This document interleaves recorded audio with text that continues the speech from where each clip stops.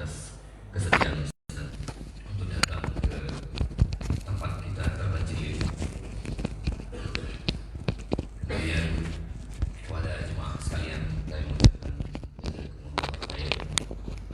Semoga apa yang kita lakukan ini mendapat ridho dari Allah Subhanahu wa taala, dan apa yang disampaikan Ustaz nantinya bisa menjadi ibrah atau pelajaran yang dapat kita petik dalam kita menjalankan agama ini.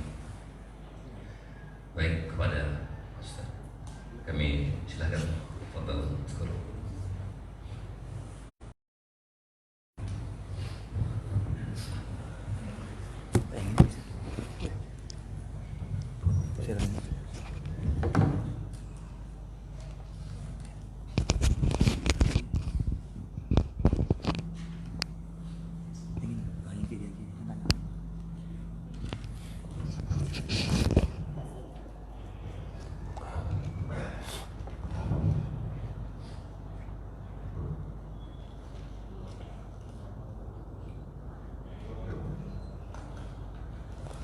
Bismillahirrahmanirrahim.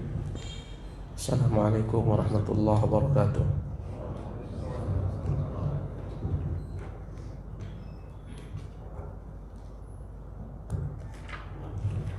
Alhamdulillahi rabbil alamin, wa sallallahu wa sallama wa baraka ala abdihi wa rasulih Muhammadin wa ala alihi wa sahbihi ajma'in. Amma ba'du, rabbi shrah li sadri wa yassir li amri wahlul 'uqdatam min lisani yafqahu qawli. Rabbi zidni ilma warzuqni fahma wa 'amalan mutaqabbala. Ya hayyu ya qayyum bi rahmatika astaghitsu aslih li sha'ni kullahu wa la takilni ila nafsi tarfata 'ain. Allahumma ya mu'allim Ibrahim 'allimna wa ya mufahhima Sulaimana fahimna.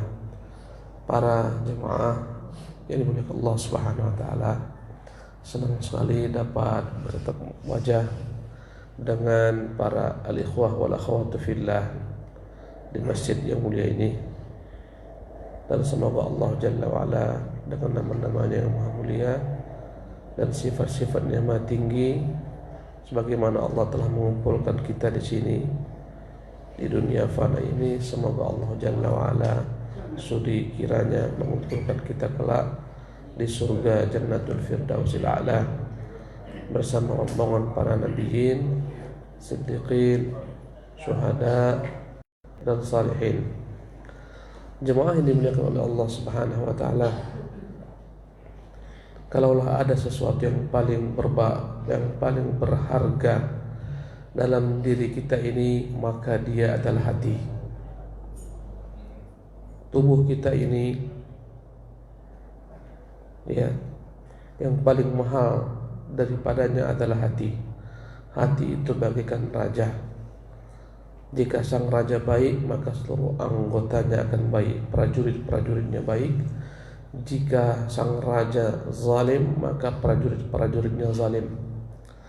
Dan Nabi kita yang mulia sallallahu alaihi wasallam telah menyebutkan dalam hadis beliau, ala inna fil jasadi mudghatan, ketahuilah dalam jasad manusia itu ada segumpal darah. Idza salahat salahal jasadu kullu, jika segumpal darah ini baik, maka baiklah seluruhnya.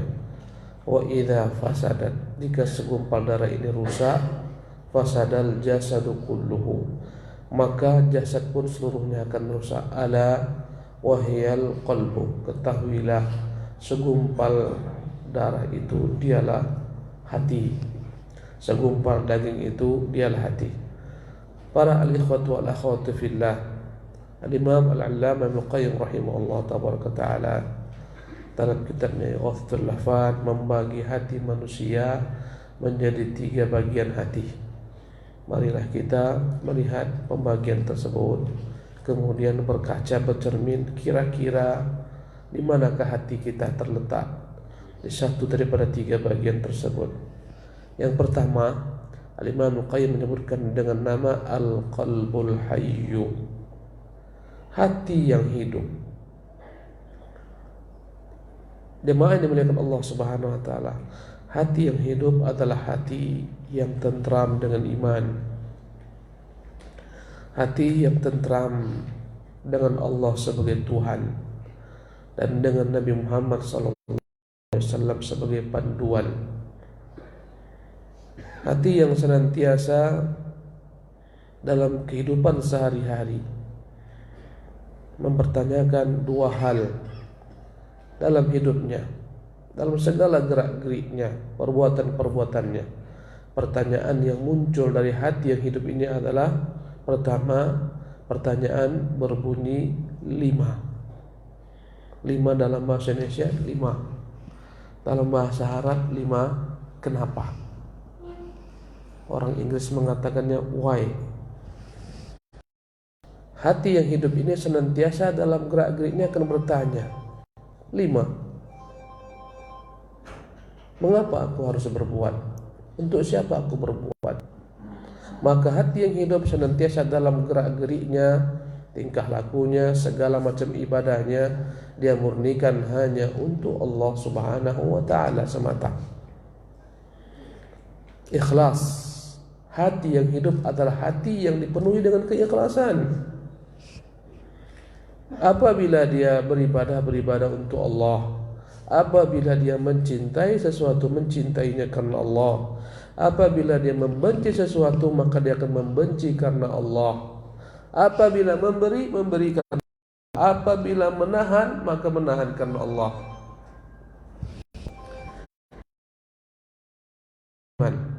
Ya, man 'amila salihan min dzakarin aw untha wa huwa mu'minun falanuhyiyannahu hayatan thayyibah.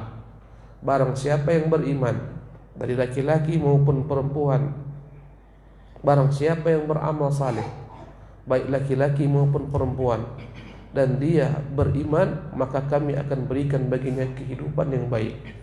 Kehidupan dimaksudkan di sini adalah kehidupan hati. Karena orang dikatakan hidup dengan hatinya. Orang-orang kafir dianggap Allah Subhanahu wa ta'ala karena tak tahu siapa yang menciptakannya, tak mau tunduk kepadanya, tak mau melihat dan melirik segala macam syariatnya, dianggap adalah orang-orang yang mati. Orang-orang mukmin dianggap orang-orang yang hidup, orang-orang kafir dianggap orang-orang yang mati. Di antara tafsir firman Allah Subhanahu wa ta'ala, yukhrijul hayya minal mayyiti, dialah yang mengeluarkan yang hidup dari yang mati. Di antara tafsirannya, Allah mengeluarkan hamba-hamba yang beriman hidup dengan hatinya, sebagaimana Nabiullah Ibrahim dari yang mati dia terlahir, yaitu ayahnya Azar, menghidupkan orang yang beriman, ya, mengeluarkan orang-orang yang beriman daripada orang-orang yang mati. Maksudnya adalah orang-orang yang kafir. Maka kehidupan yang maksud ke sini adalah kehidupan dengan iman. Jemaah yang dimuliakan Allah Subhanahu wa ta'ala. Pertanyaan yang kedua, hati yang hidup itu akan senantiasa bertanya, kaifa? Bagaimana? Bagaimana aku berbuat? Sudah sesuaikah caraku berbuat dengan apa yang diajarkan Nabi yang mulia SAW? Jika tidak sesuai, maka amalannya tertolak. Maka tidak akan membuat hati menjadi hidup, bahkan hati menjadi sakit, bahkan hati menjadi mati, sebagaimana matinya sebagian daripada hati-hati ahlul bidah. Maka inilah pertanyaan kedua. Pertama 5, mengapa aku harus beramal? Menyaratkan keikhlasan kepada Allah Subhanahu wa ta'ala. Yang kedua, bagaimana aku beramal? Apabila amal sesuai dengan apa yang diajarkan Nabi yang mulia SAW, apabila gerak-geriknya, tingkah lakunya sesuai dengan apa yang dipandu Nabi SAW, maka inilah akan membuahkan hati yang hidup. Maka hati yang hidup kesimpulannya adalah hati yang menyempurnakan dua hal. 1, ikhlas. 2, mutaba'ah. Amalannya hanya untuk Allah, tak ada padanya bagian untuk makhluk. Ikhlas. Ketika ditanyakan 5 kenapa, maka jawabannya lillah. Karena segala macam bentuk amal-amalan li ghairillah, bukan untuk Allah, ujungnya adalah sia-sia, merugi, petaka, musibah, bahaya. Bagaimana Nabi yang mulia SAW menyebutkan dalam hadis Abu Hurairah, diriwayatkan Imam Muslim, ada 3 jenis manusia, thalathun awwalu man tusu'ira bihimun nar. Ada 3 jenis manusia yang pertama kali dibakar di neraka. Siapakah mereka ini? Yang pertama kali dibakar sebelum dibakarnya orang-orang kufar, penyembah berhala, penyembah api. Yang pertama adalah rajulun ta'allama ilman, seorang laki-laki yang belajar ilmu. Dihadirkan di hari kiamat di hadapan Allah Subhanahu wa taala, ditanyakan kepadanya, ya, untuk apa dia belajar? Dia mengatakan, ya Rabb, ta'allamtu fika al-ilma wa 'allamtuhu wa qara'tu fika al-Qur'an. Ya Tuhan, aku belajar ilmu agama, ku ajari dia kepada manusia, ku ajarkan kepada manusia, dan aku pun membaca Quran. Maka Allah mengatakan, kadzabta, engkau itu berdusta. Innama ta'allamta liyuqala 'alim. Hakikatnya engkau belajar karena ingin dipuji orang alim. Wa qara'ta liyuqala qari. Engkau itu membaca Quran hanya ingin disebut qari. Wa laqad qila, dan itu telah didapatkan olehmu, telah dikatakan kepadamu. Di dunia orang menyebutmu orang alim, orang menyebutmu qari, dan itulah yang kau dapatkan. Tsumma umira fasuibah ala wajhihi hatta ulqiya finnar. Kemudian diperintahkan orang ini diseret, kemudian dijatuhkan ke dalam neraka dalam keadaan tersungkur. Inilah orang pertama, ya, karena tidak ikhlas. Yang kedua, Allah akan datangkan seseorang yang terbunuh dalam peperangan melawan orang-orang kafir. Maka Allah akan tanya kepadanya setelah Allah tunjukkan nikmatnya tentang apa yang dia perbuat. Maka dia berkata, qataltu fika hatta qutiltu. Tuhan, aku ini berjuang di jalanmu sehingga aku terbunuh. Maka Allah berkata, kadzabta, engkau berdusta. Innama qatalta liyuqala jawadan. Sesungguhnya engkau itu berperang dahulu kala hanya karena ingin dipuji manusia, dikatakan liyuqala jari'an, agar engkau dikatakan seorang pemberani. Walaqad qila, dan itu pun telah dikatakan untukmu. Di dunia orang menyebutmu pahlawan, di dunia orang menyebutmu pemberani, hero, tapi semuanya kau lakukan bukan untukku. Maka dia pun diperintahkan sebagaimana pertama, diseret, dicampakkan ke dalam neraka dalam keadaan tersungkur. Yang ketiga adalah orang yang Allah berikan baginya banyak karunia dunia, berbagai macam rezeki. Allah tunjukkan nikmat-nikmatnya, kemudian Allah bertanya, karena segala nikmat Allah berikan ini, jemaah sekalian, pasti akan ditanyakan Allah hari kiamat. Tsumma latus'alunna yawma idzin 'anil na'im.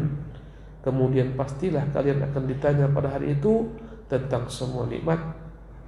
Setelah Allah tunjukkan nikmatnya tentang kekayaan yang diberikan, kemudahan dalam berusaha, berdagang, ya, Allah tunjukkan nikmatnya dan diakui, maka Allah akan tanyakan tentang nikmat tersebut. Untuk apa ini nikmat semua kau lakukan di dunia?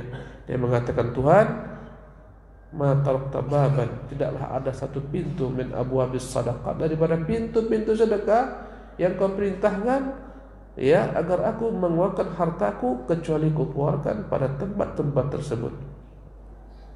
Yang ketiga, orang kaya, dermawan di dunia, tapi niatnya bukan karena Allah. Maka Allah SWT katakan, kadzabta innama tasaddaqta liyuqala jawadan. Engkau berdusta karena engkau bersedekah, dipuji orang, dikatakan dermawan, dan itu telah didapatkan olehmu, dikatakan di dunia.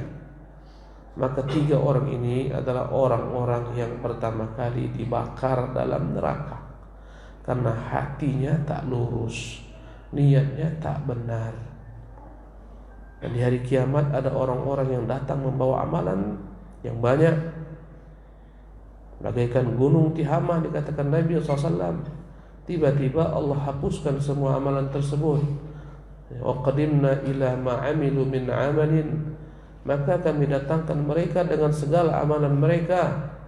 Faja'alnahu haba'an manthura, kami jadikan amalan tersebut haba'an manthura, bagaikan gunung pasir yang tiba-tiba habis seluruhnya disapu angin. Semua amalannya hilang. Kenapa? Karena tak ada padanya keikhlasan. Atau yang kedua, tak ada padanya kesesuaian dengan contoh yang dicontohkan Nabi mulia sallallahu alaihi wasallam. Dan di hari kiamat, yang dapat mereguk daripada telaga Rasulullah sallallahu alaihi wasallam kelak di padang mahsyar, di padang mahsyar ada telaga. Siapa yang meminum telaga Rasulullah tak akan pernah selama-lamanya haus dan dahaga. Dan Nabi mengatakan akan didatangkan Allah Subhanahu wa taala sebagian orang. Mereka mendekat ke telagaku. Aku ingin memberikan kepada mereka air daripada telaga tersebut, tiba-tiba mereka semua disingkirkan dariku, sehingga aku berkata, ummati ummati, ya Allah, mereka umatku, mereka umatku. Qila, maka dikatakan kepada Nabi SAW, innaka la tadri ma ahdathu ba'daka, engkau tidak tahu apa yang mereka ada-adakan setelahmu, apa yang mereka buat setelahmu, apa yang mereka tambah-tambah setelahmu. Maka Nabi berkata, suhqan suhqan bu'dan bu'dan, celakalah, binasalah, dijauhkanlah mereka daripada rahmat Allah SWT. Mereka ini tak jadi meneguh telaga karena mereka tidak mengikuti Nabi SAW dalam beragama. Maka hati yang ikhlas, hati yang hidup ini dimaksud adalah hati yang benar-benar mewujudkan dua hal. Ikhlas, jika memberi hanya karena Allah, cinta hanya karena Allah, benci hanya karena Allah, memberikan loyalnya hanya kepada Allah Subhanahu wa taala. Karena kebanyakan manusia memberi bukan karena Allah. Memberi sesuatu ingin dapat yang lebih banyak. Memberi tidak ikhlas. Ya. Dia berikan pemberian karena ingin tujuan-tujuan dunia. Ya. Maka ini semua sia-sia. Inilah hati yang pertama, hati yang hidup. Ini hatinya para nabiyyin, siddiqin, syuhada dan salihin. Allahu Akbar. Dalam hati ini bersarang iman, bersarang ma'rifat, bersarang tawakal, bersarang istighfar, bersarang taubat, dan berbagai macam amalan-amalan kebaikan lainnya. Subhanallah. Dan manusia itu yang Allah pandang bukanlah fisik-fisik kita ini, bukan wajah-wajah kita. Berkata Nabi kita, ya innallaha la yanzuru ila ajsamikum, Allah tak melihat pada tubuh-tubuh kalian, wala ila suwarikum, tidak melihat kepada bentuk-bentuk kalian, walakin innama yanzuru ila qulubikum, tetapi Allah melihat kepada hati-hati kalian, wa a'malikum, dan amalan-amalan kalian. Subhanallah. Hati yang hidup inilah yang akan menjadikan jiwanya menjadi jiwa yang disebut dalam Quran dengan nama An-Nafsul Mutmainnah. An-Nafsul Mutmainnah. Allah mengatakan, ya ayyatuhan nafsul mutmainnah, wahai jiwa yang tenang, wahai jiwa yang tentram, tenang dengan iman, tentram dengan Allah Jalla wa'ala sebagai Tuhan, Nabi sebagai panduan, Islam sebagai agama. Subhanallah. Ketika dia pulang kepada Allah Subhanahu wa taala, hati inilah yang bermanfaat. Ya. Hati yang hidup ini dalam konsep Quran disebut dengan nama qalbun salim. Yauma la yanfa'u malun wala banun. Ingatlah pada hari tak berguna harta. Harta ini berguna hanya di dunia saja. Kita bisa membeli segala-galanya, bisa membeli pangkat, jabatan, beli suara, semua bisa dibeli. Ya, membeli pengikut. Hari kiamat la yanfa'u malun wala banun. Pada hari tak berguna harta maupun anak-anak. Di dunia anak-anak bermanfaat. Hari kiamat tak guna. Illa man atallaha biqalbin salim, kecuali orang-orang yang datang menghadap Allah membawa hati yang selamat, selamat daripada kesyirikan kecil besarnya. Riya itu syirik. Riya adalah bagian daripada kesyirikan. Riya itu beramal karena ingin dipuji orang, Dan riya perkara yang begitu dahsyat, yang paling ditakutkan Nabi yang mulia SAW. Inna akhwafa ma akhafu alaikum asyirkal asghar, ar-riya. Yang paling kutakutkan kepada kalian, Nabi berkata kepada para sahabat-sahabatnya, syirik kecil dialah riya. Seseorang sholat, datang orang lain, maka dia si sholatnya menjadi lebih indah, menjadi lebih panjang. Inilah riya, dan ini syirik, dan ini akan membusukkan hati. Subhanallah. Jadi hari kiamat, kata Allah, yang selamat adalah yang datang menghadap Allah membawa hati yang selamat, qalbun salim. Dialah hati yang selamat daripada kesyirikan dalam beribadah kepada Allah Subhanahu wa taala, yang selamat dari menjadikan selain Nabi sallallahu alaihi wasallam sebagai panduan. Sebagian manusia menjadikan orang-orang selain Nabi sebagai panduan dalam segala hal yang diikuti, yang dikatakan, ya. Orang-orang sebagian fanatik kepada selain Rasulullah, mengikuti perkataan manusia, ya, meski menyelesaikan perkataan Nabi SAW, ini akan merusak hatinya. Adapun jenis hati yang kedua, tadi kita bagi 3 ya. Pertama namanya hati apa? Hati yang hidup.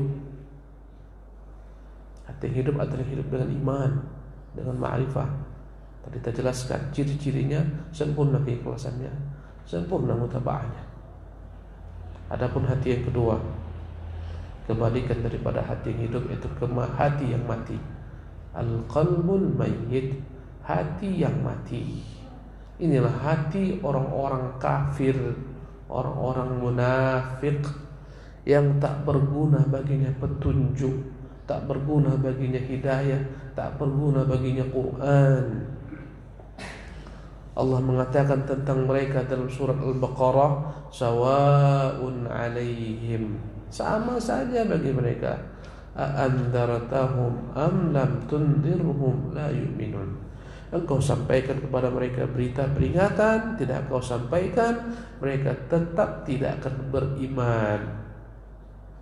Hati mereka telah dikunci oleh Allah Subhanahu wa taala. Ya. Wa natba'u ala qulubihim, kata Allah, kami kunci patri mati hati mereka. Hati mereka tak pernah mampu mendengar sama sekali, ya, wahyu. Telinga ada tapi tak guna, mata ada tapi tak guna. Subhanallah, hati mereka benar-benar lalai daripada Allah. Jika hati yang pertama hati hidup, semuanya akan senantiasa bertanya, lima wa kaifa, mengapa ku buat, bagaimana cara ku buat. Hati yang kedua tak perlu bertanya, ya, tak perlu melihat apa yang Allah inginkan, apa yang diridhoi Allah, bagaimana cara beribadah Rasulullah, tak guna baginya. Yang menjadi panduannya adalah syahwatnya, ya. Dia tak peduli dengan rambu-rambu agama, tak peduli. Allah mengatakan tentang mereka, afara'aita man ittakhadha ilahahu hawahu. Tidakkah Muhammad engkau melihat kepada orang-orang yang menjadikan ilahnya, Tuhannya, hawa nafsunya sendiri. Apa yang disenangi hawa nafsunya, dia buat. Ya. Kalau dia mencintai karena hawa nafsu, membenci karena hawa nafsu, memberi karena hawa nafsu, menahan karena hawa nafsu, tak ada padanya bagian untuk Allah Subhanahu wa taala.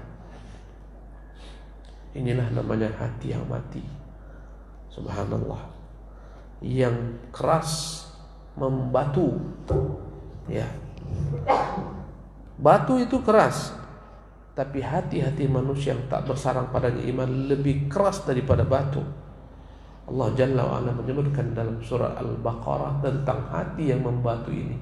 Thumma qasat qulubukum min ba'di dzalika. Kemudian keraslah hati kalian setelah itu. Fahiya kal hijarah, maka hati itu begitu kerasnya bagaikan batu. Fahiya kal hijarah, bagaikan batu.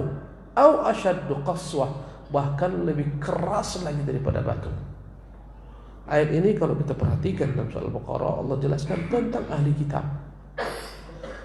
Ahlul kitab ini Allah sebutkan dalam Quran banyak tentang hati mereka yang telah menjadi hati-hati yang mengeras, lalai. Kisahnya Ada seseorang yang terbunuh di zaman Musa alaihissalam, tak tahu siapa yang membunuhnya. Ya, maka Allah Subhanahu wa taala perintahkan Musa untuk menyembelih sapi. Ya.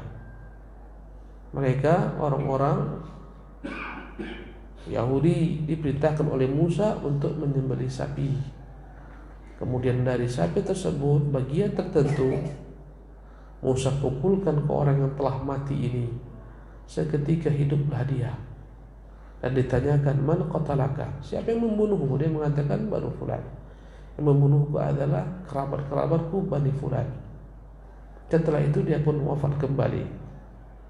Dan ini merupakan tanda besar mukjizat Musa alaihissalam.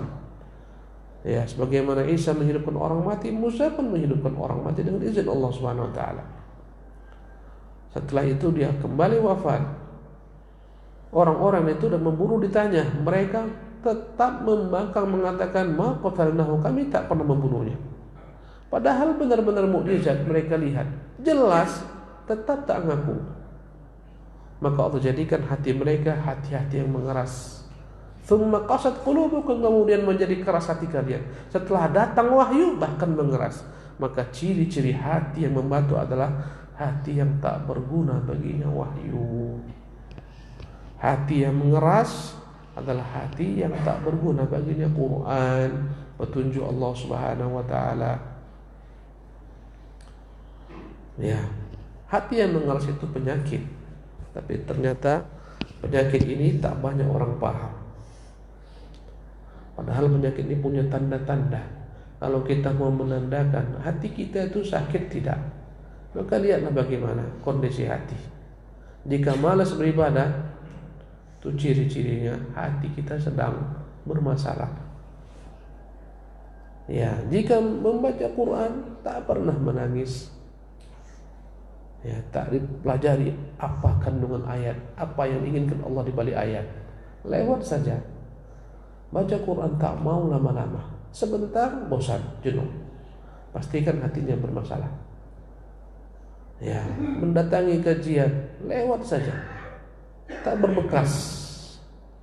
Datang untuk ngaji, setelah itu pulang tak berbekas. Maka pastikan bermasalah hatinya.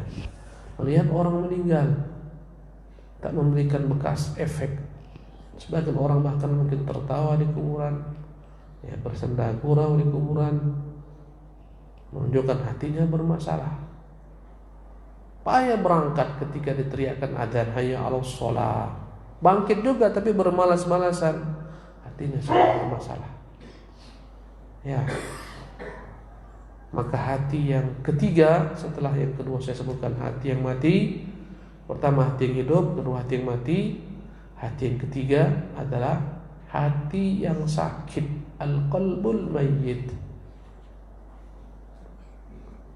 Apa itu hati yang sakit? Al-qalbul mayyit, hati yang sakit adalah hati yang senantiasa berada di persimpangan jalan antara dua seruan. Seruan iman yang menyuruhnya agar kembali kepada Allah, bersiap-siap untuk negeri akhirat, berbuat taat kepada Allah Subhanahu wa taala, mengikuti jalan Nabi-Nya mulia sallallahu alaihi wasallam. Terkadang dia mendekat ke sana. Ya. Terkadang dia mendengarkan seruan dari simpang jalan lainnya, menyuruhnya kepada kemaksiatan kepada Allah, menyerunya kepada kefasikan. Terkadang dia ikuti seruan tersebut, bolong-bolonglah salatnya, malaslah beribadah, lalai berpuasa, tak berzikir kepada Allah Jalla wa'ala, berteman dengan orang-orang yang tak saleh. Dia senantiasa antara dua tarikan tersebut. Ya. Apabila bermaksiat, hatinya menjadi keruh. Nabi mengumpamakan hati bagaikan cermin. Jika seseorang berbuat dosa, maka cermin tersebut akan tertulislah padanya nuktah hitam. Hati kita ini bagaikan cermin.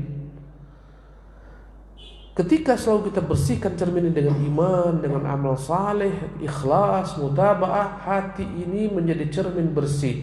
Kalau cermin bersih, apapun yang ada di hadapannya akan tampil sebagaimana adanya. Orang yang gagah, tampan, rupawan di hadapan cermin yang bersih ini akan menjadi tampan, rupawan, gagah. Sebaliknya, cermin yang telah ternodai dengan noktah-noktah hitam, kotoran-kotoran, tidak menampilkan sesuatu sebagaimana adanya. Orang yang cantik pun di cermin yang buruk ini yang telah ternoktah-noktah hitam, boleh jadi orang yang gagah, tampan, rupawan menjadi jelek karena cerminnya sudah tak bersih lagi. Begitulah perumpamaan hati. Hati yang telah terkontaminasi dengan kotoran tak mampu lagi melihat sesuatu sebagaimana adanya, sehingga boleh berubah. Sesuatu yang baik menurutnya menjadi buruk, sesuatu yang buruk menurutnya menjadi baik. Ini ciri-ciri hati yang sakit yang menuju kepada kebinasaan.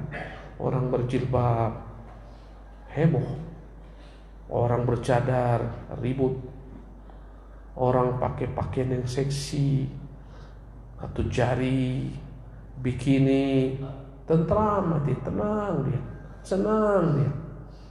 Ini hati yang bermasalah. Lihat orang saleh, taat beragama, sholat berjamaah, hatinya risau, hatinya galau.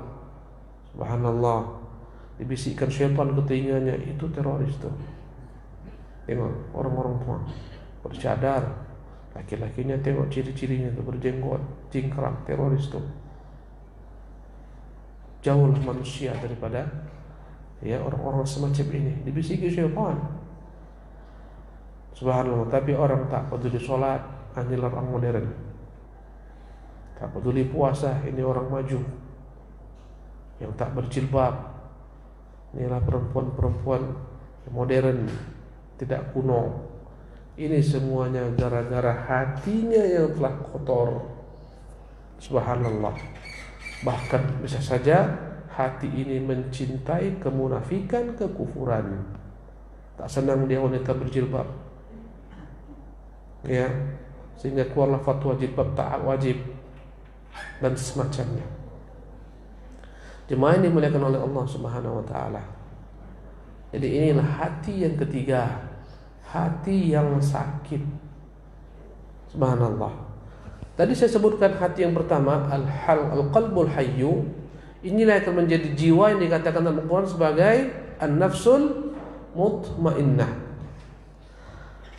Ya, adapun jiwa yang senantiasa menyeru kepada kejelekan daripada hati yang mati ini, dalam bahasa Quran disebut dengan nama an-nafsul ammarah. Hati ada tiga, jiwa manusia ada tiga. Jiwa yang tertinggi adalah jiwa para nabi, siddiqin, syuhada, salihin. Nama jiwanya adalah an-nafsul mutmainnah. Yang dikatakan dalam Quran, irji'i ila rabbika radiyatan mardiyah, kembalilah kepada Tuhanmu dalam keadaan engkau ridha dan diridhai oleh Allah Subhanahu wa taala. Yang kedua, namanya adalah an-nafsul ammarah. Al-nafsul ammarah. Allah memuat dalam surah Yusuf, Allah berfirman, innan nafsa la ammaratun bisu illa ma rahima rabbi. Sesungguhnya jiwa itu senantiasa menyeru kepada kejelekan kecuali dirahmati Allah Subhanahu wa taala. Tadi saya sebutkan hati ini adalah bagaikan raja. Ibnu Qayyim menyebutkan, mengumpamakan hati bagaikan raja. Jika rajanya saleh, keluarlah perintah keadilan, kebaikan, kebijaksanaan, maka anggota tubuh hanya menjalankan perintah sang raja. Orang-orang yang hatinya baik, semua anggota tubuhnya akan baik. Yang kedua, orang yang hatinya mati, ya, maka raja yang zalim ini akan senantiasa memerintahkan kepada anggota tubuh berbuat kezaliman, tangan mencuri, tangan merampok, tangan merampas, dusta, mata memandang yang haram, telinga mendengar yang haram. tak ada padanya kebaikan. Inilah jiwa yang kedua, an-nafsul ammarah. Ini perkataan Allah Jalla wa'ala dalam surat Yusuf menceritakan bagaimana wanita yang tergoda dengan Yusuf, istri Al-Aziz, karena kekufuran, kekafiran, sehingga hatinya mati, tak tahu lagi namanya iman, tergila-gila dengan syahwat yang begitu dahsyat, subhanallah, sehingga ingin mengajak Yusuf berzina. Dia kejar-kejar Nabi Yusuf alaihissalam. Nabi Yusuf ini hatinya kira-kira hati yang mana? Hidup hatinya. Ketika diseru kepada perzinahan, dia tahu ini Allah haramkan. Subhanallah. Bahkan Allah mengatakan, "Oh laqad hammat bihi wa hamma biha laula an ra'a burhan rabbih."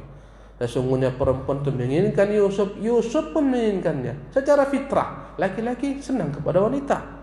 Laula an ra'a burhan rabbih, sekiranya dia tidak melihat tanda-tanda Tuhannya. Subhanallah. Yusuf selamat karena hatinya penuh dengan keimanan, hatinya hidup. Perempuan ini tak selamat. Subhanallah. Bahkan perempuan ini mengundang semua perempuan yang memperolok-oloknya menjadi buah bibir. Perempuan-perempuan istana mengatakan, imra'atul azizi turawidu fataha an nafsi. Layakkah istri menteri terhormat, cantik jelita, punya suami yang gagah tampan rupawan, masih senang untuk menggoda budaknya? Itu yang tersebar. Innahal fi dhalalin mubin. Sungguh perempuan itu perempuan yang tersesat. Kelasnya, levelnya rendahan, senangnya kepada budak. Itu ucapan bibir wanita-wanita istana. Tak bagaimana tersebar berita ini. Akhirnya istri Al-Aziz marah. Dia katakan, ku perlihatkan kepada kalian dia. Ini orang bukan sembarang orang. Karena Yusuf Allah berikan setengah kecantikan seluruh laki-laki dunia. Andai kata semua orang yang ganteng-ganteng dikumpulkan, satu bagian, Yusuf sendiri setengah kecantikan, kegantengan laki-laki itu ada pada Yusuf. Betapa tidak, nenek moyangnya Sarah diberikan Allah setengah kecantikan wanita. Allahu Akbar. Dan Yusuf hidup di istana bersama dengannya. Dia lihat setiap hari, subhanallah, betapa terpikat hatinya. Yusuf itu siapa yang melihatnya tergila-gila dengannya. Semua yang melihatnya. Setiap orang yang melihat Yusuf mencintainya. Dengan cinta tersebut Yusuf mendapatkan petaka, ujian dari Allah Subhanahu wa taala. Subhanallah. Ya, dia undanglah semua perempuan-perempuan istana, siapkanlah makanan. Ya. Semua makanan tak dapat dimakan langsung, harus dengan pisau. Wa'atadat lahunna muttaka'ah. Disiapkanlah untuk mereka semua ya, makanan yang harus dengan pisau. Wa'atat kullu wahidatin minhunna sikina. Diberikan pisau. Setelah mereka sibuk berkumpul, ya, mereka mulai membelah-belah makanan tersebut. Berkatalah istri Al-Aziz kepada Yusuf, "Oh Yusuf, kau keluarlah Yusuf." Seketika Yusuf keluar, Yusuf budak, harus mengikuti apa kata tuannya. Maka semua wanita ini yang hatinya dipenuhi dengan kekufuran, penyakit, melihat Yusuf semuanya histeris. Falamma ra'ainahu akbarnahu. Tatkala mereka semua melihat Yusuf, mereka takjub. Wa qulna hasya lillahi ma hadza basyara. Semua sepakat mengatakan ini bukan manusia, in huwa illa malakun karim. Ini malaikat yang mulia, ini bukan manusia sempurna. Maka tertawa benanglah istri Al-Aziz. Dia berkata, "Dzalikunna alladzi lumtunnani fihi." Itulah yang kalian cela aku mengapa mencintainya. Aku hidup dengannya 24 jam. Kalian semua baru sekali melihat Yusuf tergila-gila dengannya. Sekarang berubahlah Yusuf, bukan satu lagi mencintainya, semua wanita mencintainya. Subhanallah. Tapi Allah selamatkan Yusuf dengan hatinya, dengan keikhlasannya. Meronta Yusuf, Merintih Yusuf berdoa kepada Allah Jalla wa'ala. Dahsyat ujian. Apa kata Yusuf dalam doanya? Wa illa tasrif anni kaidahunna asbu ilaihinna wa akum minal jahilin. Tuhan, aku tak sanggup lambat laun bertahan seperti ini. Hati yang sehat ini senantiasa datang kepadanya fitnah. Kalau tak dijaga Allah bisa menjadi sakit, bisa mati. Maka tatkala hati yang sehat ini menghadapi penyakit, seketika dia berharap kepada Allah SWT agar Allah jauhkan daripada penyakit. Berkatalah Yusuf, ya Allah, palingkan daripadaku perempuan-perempuan. Jika kau tak palingkan, aku akan terjebak. Mengikuti apa seruan mereka, jadilah aku orang jahil. Fasarafa anhu kaidahunna. Maka Allah palingkanlah dari Yusuf dari tipu daya mereka. Allahu Akbar. Jadi perempuan ini mengatakan, perempuan Islam mengatakan, innan nafsa la ammaratun bisu. Ketika dipanggil raja, raja bertanya, apa sebabnya Yusuf di penjara? Apa yang dia buat? Ternyata tak adanya fitnah belaka. Subhanallah. Maka berkatalah perempuan itu, al-an hasal haq, ana rawatu an nafsi. Sekarang telah tampak kebenaran. Aku katakan, aku yang menggodanya, bukan dia. Dia tak ada salah. Dia orang yang baik, orang yang suci. Sesungguhnya jiwa senantiasa memerintahkan kepada keburukan. Inilah jiwa yang kedua. An-nafsul ammaratu bis-su'. Inilah jiwa yang lekat dengan hati yang kedua. Apa tadi jenis hati kedua? Hati yang mati. Kalau memerintah, hanya merintah kepada keburukan. Semuanya bukan karena Allah, karena keinginan jiwanya, hatinya semata. Mencintai karena syahwat, membenci karena syahwat, memberi karena syahwat, menahan karena syahwat, semuanya syahwat. Adapun jenis jiwa yang ketiga, tadi apa hati yang ketiga? Apa hati yang ketiga? Hati yang sakit, al-qalbul mayyit. Hati yang sakit adalah hati yang dalam persimpangan jalan. Kadang-kadang ngaji, rajin, taat, beribadah, kadang hilang. Ngaji sekali 2 bulan hilang. Salat berjamaah 1 bulan, 2 bulan hilang. Ya, antara 2 seruan. Kadang-kadang kawan yang saleh-saleh, yang baik-baik, berubah menjadi kawan yang buruk-buruk. Hijrahnya tak istiqamah. Kadang sudah jalan bersama orang beriman, balik ke pangkal, ikut lagi orang-orang yang tak saleh. Hijrahnya dalam kegoyahan. Ya. Maka hati yang sakit ini dialah hati yang identik dengan apa yang disebutkan Allah tentang jiwa yang ketiga. Apa itu jiwa yang ketiga? An-wamah. Kata Allah, fala uqsimu bin nafsil lawamah. Sungguh aku bersumpah demi jiwa al-lawamah. Jiwa al-lawamah adalah jiwa yang senantiasa mencela pemiliknya. Ketika dia buat dosa, dicela. Mengapa kau buat dosa? Takut kau kepada Allah, kembali kepada jalan kebenaran. Dicela oleh pemiliknya. Ya, segera kau bertobat, segera beristighfar. Ini hati belum menjadi hati yang mati. Ini hati adalah hati yang sakit. Dan sakitnya hati itu bertingkat-tingkat. Sebagaimana jasad, sakitnya bertingkat-tingkat.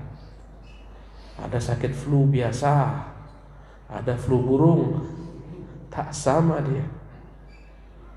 Flu biasa sakit, tapi tak sama dengan flu corona. Beda, sama-sama flu. Ya, bertingkat-tingkat. Demam tuh banyak. Ya, ada faktor virus biasa. Ada demam berdarah. Ada demam karena malaria. Ya, demam juga. Tapi demam bertingkat-tingkat. Penyakit pun demikian. Hati itu pun penyakit yang hinggap kepadanya bermacam-macam, bertingkat-tingkat. Subhanallah. Maka inilah jenis hati yang ketiga, hati yang sakit, yang jika dia tak pernah berupaya menyembuhkan penyakit hatinya, hati ini lambat laun akan menjadi hati yang mati pula. Jemaah sekalian, ibarat tanaman. Tanaman itu akan dapat tumbuh besar subur, membuahkan buah yang banyak jika senantiasa dipelihara, dijaga, hama disingkirkan, ya, diberikan pupuk nutrisi yang sehat baginya, disirami air. Hati kita pun demikian. Supaya hati ini menjadi hati yang hidup, senantiasa dijaga. Kalau kita ingin tumbuhan hidup, dijaga. Ada hama, segera disingkirkan. Hama yang hinggap ke hati banyak, segala macam bentuk syahwat maupun syubhat. Itu semua hama bagi sang hati. Apa itu syahwat? Kecenderungan kepada segala sesuatu daripada urusan-urusan dunia yang telah dijadikan Allah sebagai ujian. Gandrung kepada wanita dengan jalan haram, harta dengan jalan haram, dunia dengan jalan haram. Inilah semua ujiannya. Subhanallah. Maka jemaah dimiliki Allah Subhanahu wa ta'ala, kalau ingin hati itu hidup, siramilah dia, jagalah dia, singkirkan semua hama-hama.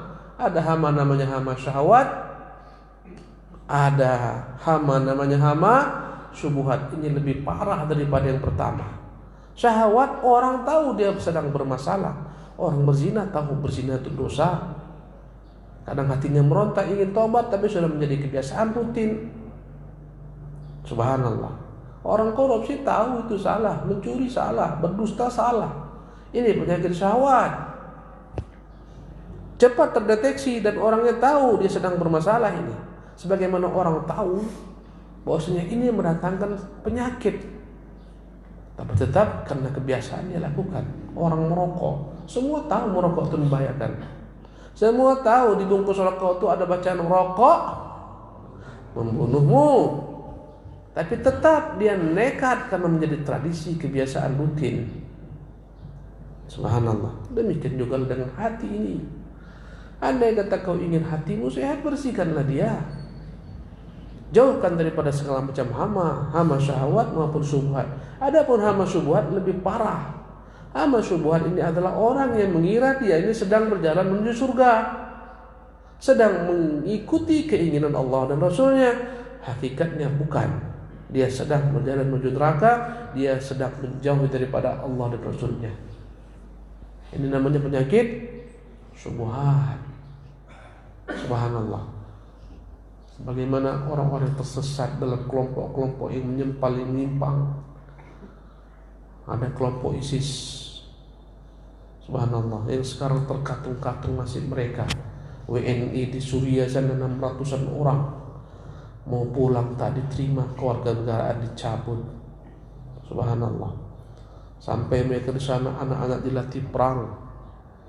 Anak-anak itu dalam Islam tak dibolehkan ikut perang. Ibnu Umar umurnya 14 tahun mau perang Uhud, dilarang Nabi, disuruh pulang. Ini anak kecil diajak berperang, mengatasnamakan daulat Islamiyah.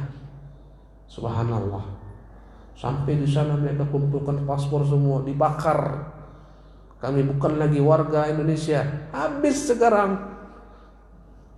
Mau pulang luntang-lantung dalam kem-kem tahanan di Suriah sana. Semua negeri menolak mereka dan banyak kebangsaan di sana. Ini penyakit, namanya penyakit syubhat. Dijanjikan kan kemari semua akan diganti, diberikan apartemen, pendidikan gratis, sekolah gratis, semua yang indah-indah. Sampai di sana apa yang mereka dapatkan? Subhanallah. Negaranya negara daulat Islamiyah, ya, ISIS, Islamic State, apa tuh, of Iraq dan Suriah. Bahasa Arabnya Daesh, Daulah Islamiyah Al-Iraq, ya, Wasyam. Hanya omong kosong belaka. Apa yang mereka temukan? Tak ada, menyesal. Subhanallah. Yang ada pembunuhan, kesadisan, hari-hari dipenggal kepala. Subhanallah, perempuan menjadi budak syahwat, dipaksa. Allahu Akbar. Nasib mereka menggenaskan. Kasihan. Dampak daripada penyakit apa ini tadi? Syubhat. Allahu Akbar. Maka ini akan dapat membuat hati itu menjadi sakit, ujungnya menjadi mati. Kalau tak dibersihkan segala macam hama-hama ini, lambat laun hati ini akan menjadi mati. Sebagaimana penyakit, kalau tak diupayakan kesembuhannya, lambat laun menjadi kronis. Subhanallah. Luka yang dibiarkan lambat laun bisa menjadi kanker. Biarkan luka tersebut, bahaya. Begitu juga lah hati. Subhanallah, dibiarkan, tak dibersihkan dengan taubat, tak dibersihkan dengan istighfar, tak dibersihkan dengan amal saleh, lambat laun hatinya menjadi mati. Sebaliknya pula ada hati-hati yang sakit ini mendekat kepada kebaikan, terus disirami dengan cahaya Islam, iman, amal saleh. Hati yang sakit ini bisa menjadi hati yang sehat, bahkan terkadang lebih sehat daripada sebelumnya. Subhanallah. Sebagian sahabat dulu mereka dikatakan mati dengan kekufuran, sebagaimana Umar bin Khattab yang menghunus pedangnya berjalan ingin membunuh Nabi yang mulia SAW Muhammad. Maka berhadapanlah Umar dengan salah seorang Quraisy. Dia bertanya, Umar, kau mau kemana? Aku mau penggal kepala Muhammad, dikacau balaunya agama kita ini, dipecah belahnya kita semua. Berkatalah teman tersebut, Umar, tak usah kau urusi Muhammad, kau urusi aja adikmu itu si Fatimah, kau urusi iparmu itu Sa'id bin Zaid. Ada apa dengan keduanya? Sekarang keduanya ikut agama Muhammad. Umar yang menghunus pedang tak jadi mencari Nabi, dia datang ke rumah adiknya Fatimah. Di sana dia sedang mendengar mereka membaca sesuatu yang tak didengarkan Umar secara jelas. Umar datang seketika mereka sembunyikan Quran, mushaf yang mereka tulis, yang mengajari mereka sembunyi ke belakang. Maka Umar dobrak pintu. Begitu marahnya Umar, begitu garangnya Umar. Subhanallah. Dia tempeleng adiknya sampai berdarah. Subhanallah. Ya, sama Sa'id suaminya gemetar, dia pukul suaminya. Maka dia berkata, apa yang kalian baca? Sini, bawakan kepadaku. Katanya, tidak, engkau laki-laki musyrik, buatlah suka hatimu. Subhanallah. Kata Umar, aku ingin tahu. Tak bisa. Subhanallah. Akhirnya, kalau kamu baca, pergi kau mandi. Umar mandi, kemudian dia baca. Apa yang dapat dari Quran? Surah Taha. Ma anzalna 'alaikal Qur'ana litashqa. Sungguh kami tidak turunkan Quran ini kepadamu agar engkau celaka. Illa tadhkiratan liman yakhsha. Dia hanyalah peringatan bagi orang yang takut. Yang turun daripada Tuhan semesta alam. Subhanallah. Inilah membuat hati Umar bergetar kemudian masuk Islam. Allah menyebutkan tentang orang-orang semacam Umar ini dalam firman-Nya, "Awaman kana mayitan fa ahyainahu." Apakah sama perumpamaan orang yang asalnya mati, kemudian kami hidupkan dia, mati dengan kekufuran, dihidupkan dengan iman. Afaman kana mayitan fa ahyaina. Apakah sama orang yang asalnya mati? Maksudnya yang mati ini apanya? Hatinya. Fa ahyainahu, kami hidupkan dia. Wa ja'alna lahu nuran, kami jadikan bagian cahaya. Yamshi bihi fin nas, cahaya iman yang ada padanya itu dia bawa menerangi orang-orang sekitarnya. Kaman mathaluhu fid dhulumat, bisakah disamakan dengan perumpamaan orang dalam kegelapan? Laisa bi kharijin minha, yang tak bisa keluar daripada kegelapan. Iman itu cahaya yang menghidupkan hati, yang membuat orang berjalan dengan benar. Kekufuran itu adalah merupakan kegelapan yang membuat orang tersesat, terseok-seok dalam jurang-jurang neraka jahanam, ya dan billah, yang terseok-seok dalam genangan-genangan syahwat, subuhat. Allah musta'an. Maka jika kita ingin hati kita itu hidup, hendaklah senantiasa disirami dengan siraman ilmu, iman, ma'rifatullah, taubat, istighfar. Subhanallah. Ketika hati ini hidup, nikmat terasa membaca Quran, nikmat terasa beribadah, Subhanallah, bisa kita menangis karena takut kepada Allah, tentram berzikir dengan Allah Subhanahu wa taala. Tenang dia. Orang sibuk dengan segala macam kesibukan, hiruk pikuk dunia, dia tetap tenang, tentram dengan zikirnya. Sama-sama beramal amalan dunia, yang berbeda adalah hati yang satu tenggelam dalam zikirnya. Orang semua beraktivitas, tapi tak semua orang berzikir. Zikir adalah ibadah yang paling dahsyat, menghidupkan hati. Ala bidzikrillahi tatmainnul qulub. Ingatlah, ketahuilah, hanya dengan berzikir kepada Allah membuat hati menjadi tentram. Alam ya'ni lil ladzina amanu an takhsha'a qulubuhum li dzikrillah. Bukankah telah tiba masanya bagi orang-orang beriman hendaklah hati mereka menjadi khusyuk dengan zikir kepada Allah Subhanahu wa taala. Alam ya'ni lil ladzina amanu an takhsha'a qulubuhum li dzikrillah wa ma nazala minal haqq.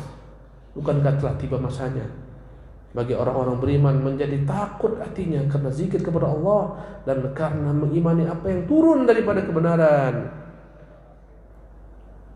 Kata Allah, wala yakunu kalladzina utul kitaba min qablu, janganlah mereka orang-orang beriman meniru orang-orang ahli kitab sebelum mereka. Fatala alaihimul amad, panjang masa diberikan Allah berupa umur yang panjang sia-sia, tak digunakan untuk berzikir kepada Allah, mengingat Allah, beramal saleh.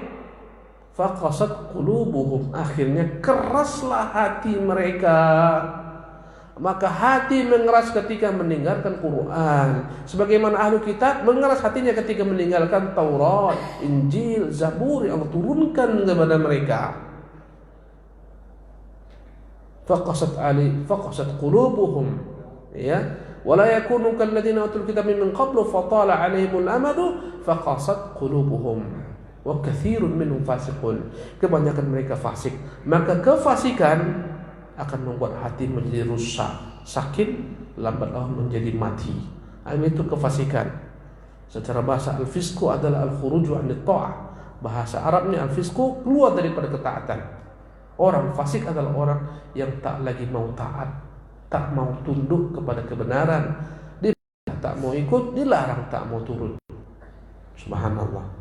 Maka jemaah Allah Subhanahu wa taala, hendaklah kita berupaya untuk senantiasa menjaga hati kita ini agar menjadi hati-hati yang hidup, tidak menjadi hati-hati yang membatu. Bahkan Allah, ya, menyebutkan tentang batu, dan kita tutup kajian kita dengan firman Allah ini, wa inna minal hijarati, ya, wa inna minal hijarati lama yatafajjar minhul anhar. Kata Allah, bahkan batu-batu itu sendiri yang dikatakan keras, ada juga batu-batu yang terbelah, dari celah-celahnya memancarkan air, keluarlah daripadanya air. Lama yatafajjaru minhul anhar, dari celah-celah batu-batu di gunung ini keluarlah air membentuk sungai-sungai. Batu yang keras ini masih bisa ada celah-celah yang mengeluarkan air, membuat sungai mengalir. Wa inna minha lama yashaqqaqu fayakhruju minhul ma'.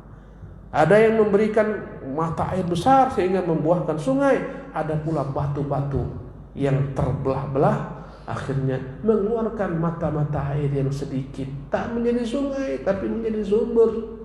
Orang mengambil daripadanya, ya, untuk makanan mereka, minuman mereka, memasak. Bahkan di antara batu, wa inna minha lama yahbitu min khasyatillah.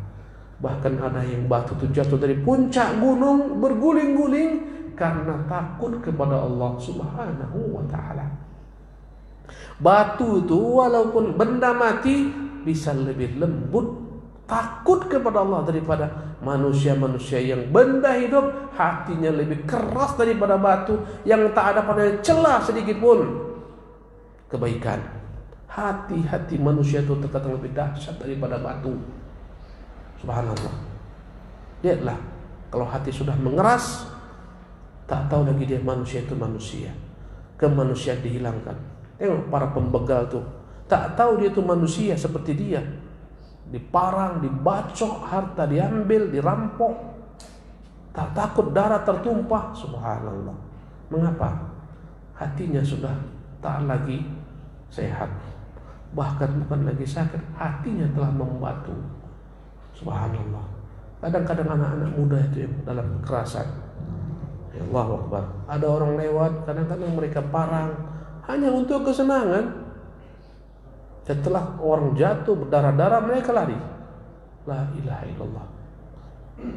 Subhanallah.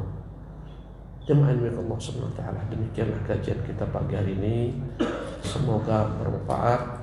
Mohon maaf atas segala kekhilafan. Segala yang benar datang daripada Allah Jalla wa Ala. Segala macam kekhilafan dari kenaifan pribadi kita. Subhanallah bihamdik, asyhadu an la ilaha illa anta, astaghfiruka wa atubu ilaik. Tafadhal fi.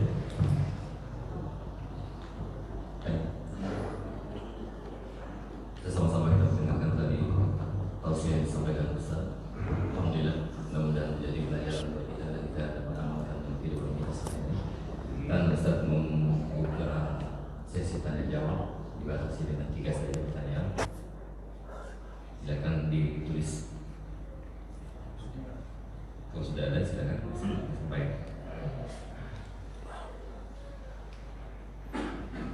Tidak ada yang bertanya langsung.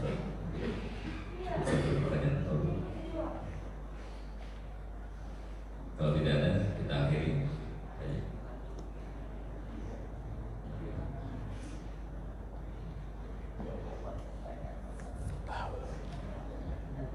Foto.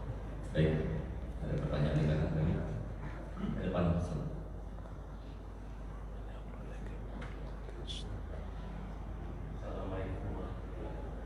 Assalamualaikum.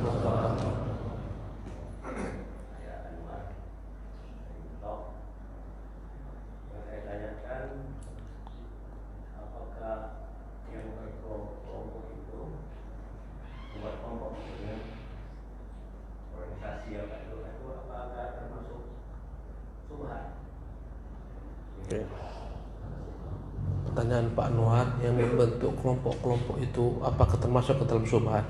Organisasi contohnya, kata beliau. Jadi jemaah sekalian, organisasi intinya adalah pengaturan, mengatur. Ya. Dan Islam tidak menentang yang namanya pengaturan. Islam tidak mengharamkan secara mutlak orang berorganisasi. Ya. Bahkan dalam Islam segalanya hendaklah diatur dengan baik, dan Islam penuh dengan aturan-aturan. Tetapi ketika organisasi ini menjadi tujuan, membentuk ormas menjadi tujuan, dibangun di atasnya kecintaan, loyalitas. Yang masuk ke ormasku, nah ini bagianku. Yang tak masuk ini bukan daripada bagianku.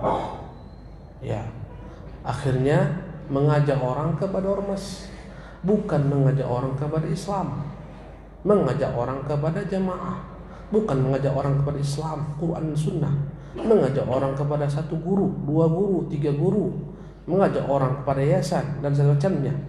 Ketika itu berubahlah dia menjadi sesuatu yang bermasalah. Kalau andai kita sekedar sarana, kendaraan, tunggangan, tak ada yayasan, tak bisa kita buat sekolah, tak ada yayasan, berbahaya, pemerintah bisa mencurigai kita gerakan-gerakan yang teroris dan semacamnya, dibuatlah yayasan, tak ada masalah. Dibuatlah ketika itu organisasi, apakah namanya perkumpulan ini, perkumpulan itu, untuk memudahkan, tak ada masalah. Ya. Dan suku-suku bangsa, hukum asalnya adalah qadar Allah Subhanahu wa taala, yang diciptakan Allah untuk membuat keindahan. Waja'alnakum syu'uban wa qaba'ila lita'arafu. Kami jadikan kalian berbangsa-bangsa, bersuku-suku agar saling mengenal. Tapi ketika suku ini menjadi tujuan, dibangun atas kecintaan. Kau sukumu apa? Aku Batak. Mohon maaf loh, aku tak suka sama orang Batak. Aku suka sama orang Melayu. Kena dia. Batak, Melayu, semua itu etnis Allah ciptakan. Tak ada orang bisa menentang kotorannya. Kenapa aku harus terlahir sebagai orang Batak? Ya tak bisa. Kenapa aku terlahir sebagai orang Melayu? Jangan. Etnis, dasar kau Cina. Memangnya Cina kenapa? Cina Allah yang ciptakan, itu etnis. Subhanallah. Ketika ini menjadi tujuan, jahiliyah. Karena seruan jahiliyah menyeru kepada selain Quran dan Sunnah. Bahkan Ansar, Muhajirin ini dua nama mulia. Bahkan disebutkan dalam Quran, diberikan padanya keutamaan. Wasabiqunal awwaluna minal muhajirin wal ansar. Mereka orang-orang pendahulu dari Islam, Muhajirin dan Ansar. Walladzina taba'an bi ihsan, dan yang mengikuti mereka dengan kebaikan. Radhiyallahu anhum, Allah meridai mereka, mereka ridha kepada Allah. Ini pujian tertinggi. Tapi Nabi SAW suatu ketika marah, ketika menjadi seruan sebab perselisihan dalam suatu perangan. Ketika mereka pulang dari peperangan, ada mata air. Berebutlah ketika itu sebagian budak Ansar dan budak Muhajirin. Tolak-tolakan, berkelahi mereka. Namanya budak. Berteriaklah ketika itu orang Muhajirin, berteriaklah budak Ansar, ya lal Ansar, wahai kaum Ansar, lihat ini Muhajirin ini. Berkatalah ketika itu budak kaum Muhajirin, ya lal Muhajirin, berdatangan kaum Ansar, berdatangan kaum Muhajirin, dipanas-panasi, provokasi oleh Abdullah bin Salul munafik, hampir mereka bertikai gara-gara Muhajirin dan Ansar. Maka Nabi datang. Kata Nabi, abi da'wal jahiliyati wa ana baina adhhurikum. Kalian ingin mengulang kembali seruan-seruan jahiliyah, aku ada di tengah-tengah kalian. Seruan kepada kelompok, pada jamaah, kepada segalanya selain Quran Sunnah ini, seruan kepada kejahilian. Aku ada di antara kalian. Da'uha, tinggalkan seruan ini, fa innaha muntina. Ini seruan telah menjadi basi, jangan diulang-ulangi lagi. Ya, maka ketika menjadi tujuan bermasalah. Walau dia bilang, kami enggak pakai yayasan Ustaz. Tak ada cerita ketika kau seru kepada ustadzmu, selain ustadzmu kau salahkan, padahal standarnya bukan ustadz. Apa standarnya? Quran Sunnah. Engkau telah terjebak ke dalam kejahilian meski engkau merasa engkau bukan dalam kejahilian. Bukan yayasan kita itu. Itu apa kita support? Itu apa kita bantu? Ya. Itulah kira-kira bisa Bapak pahami? Ya, wallahu taala alam.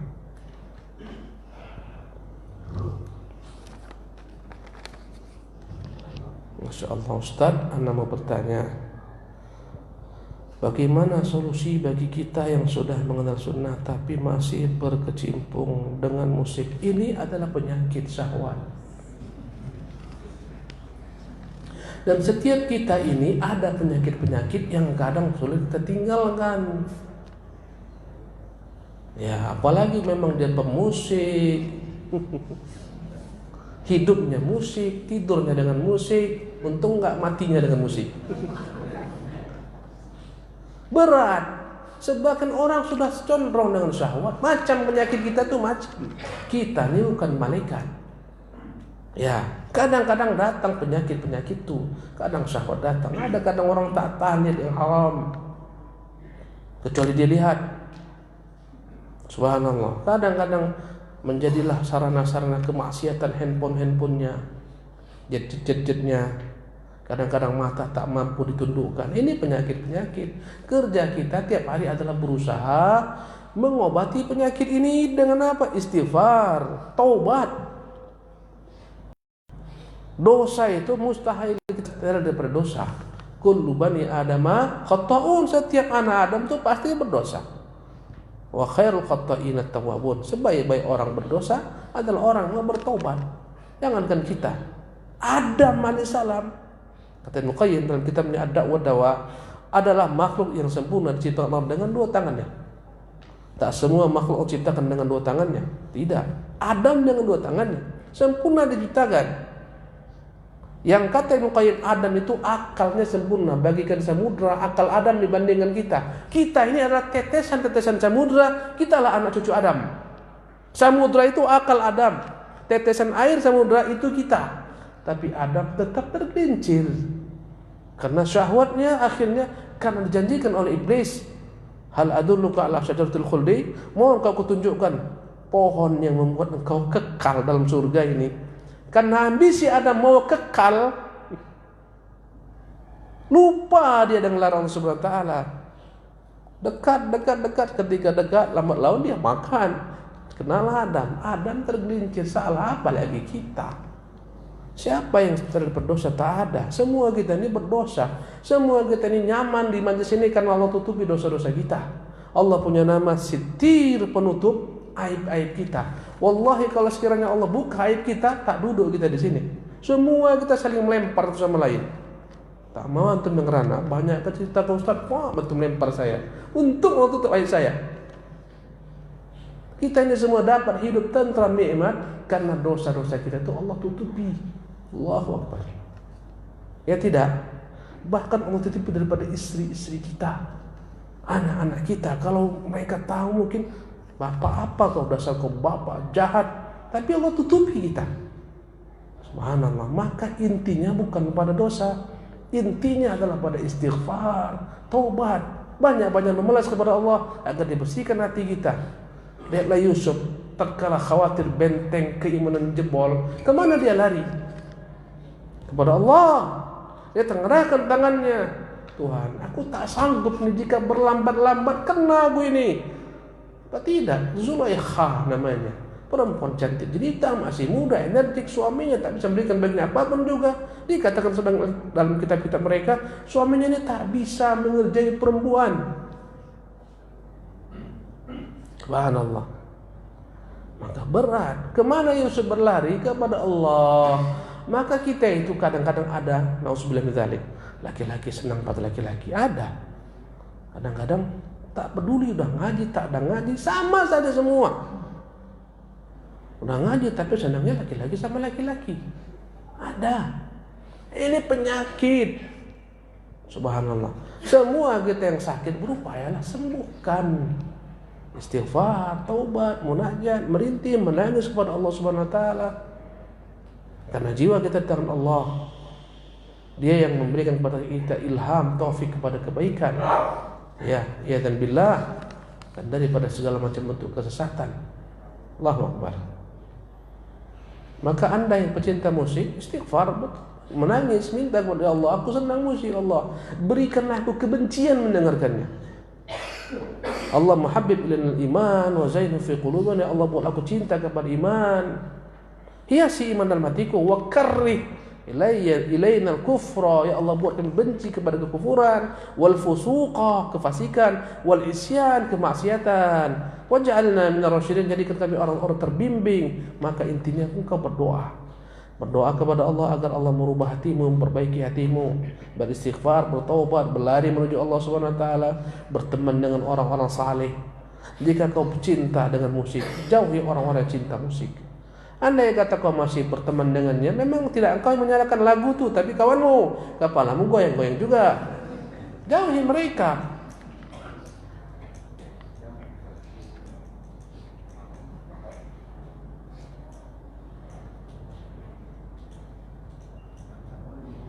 Bagaimana dengan menghadapi tetangga yang keras hatinya dan ayam adalah permasalahan? Ayam, mantap ini ya. Ketika tetangga pelihara ayam tapi tidak dikandangkan, bagaimana dan hati kita yang setiap hari tak ikhlas membuang kotoran ayam?